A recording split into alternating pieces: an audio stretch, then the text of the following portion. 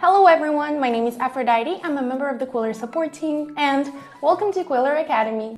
Today we'll be talking about design. Not design within Qwilr, though we'll get to that, but the basics of design. Qwilr is built to make creating great designs easy, but just a little bit of knowledge can help take something from great to amazing. So let's start with this question. What makes for a good design? The number one rule you want to follow is that your content needs to be readable. It needs to be easy to follow, attractive, and get your message across. How do you do that? Well, that's what we're going to talk about today. Let's dive in and talk about design principles. Our first principle is hierarchy.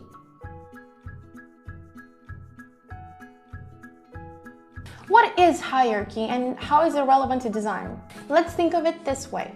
What is the first thing you want the viewer to notice about your creation?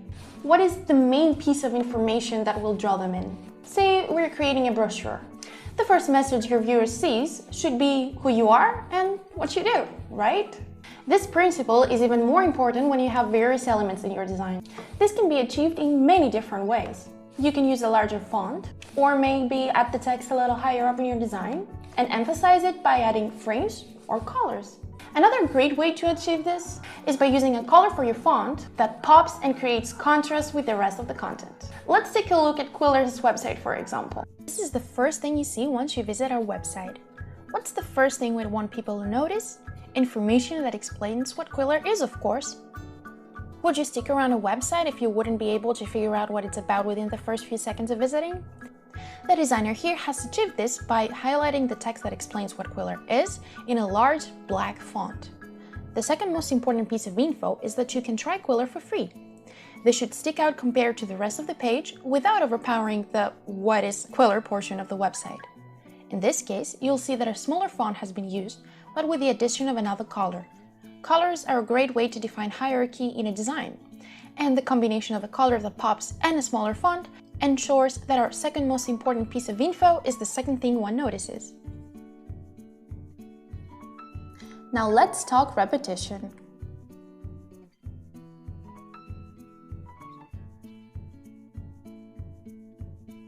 Repetition is very important in a design, as it can help tie all the different elements you've added and ensure consistency.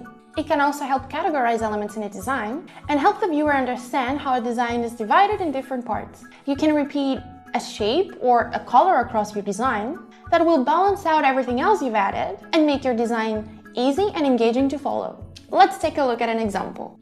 What we're looking at here is a section of our website meant to explain more about Qwilr's features. How do we ensure that this section separates itself from the rest of the website? Repetition. As you can see, we have text, image, image, text, text, image, image, text, and the title of each text uses the same color and font size. This pattern helps the viewer understand that the content they're looking at is part of the same category, is one whole section of its own with the same subject. Moving on to balance.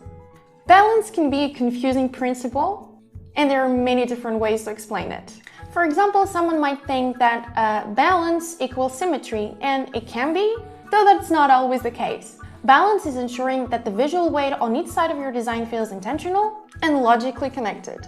There are two factors that can help us determine balance in a design: color and size. Bold and bright or dark colors carry more visual weight than soft and light colors, and a larger design element is visually heavier. So here's an example of a balanced symmetrical design. Visual weight is distributed equally between the two sides. However, how could this be asymmetrical but still remain balanced? Visual weight is intentionally uneven between the two sides, but white space works as a balancing factor which ties these sides together. And last but not least, space.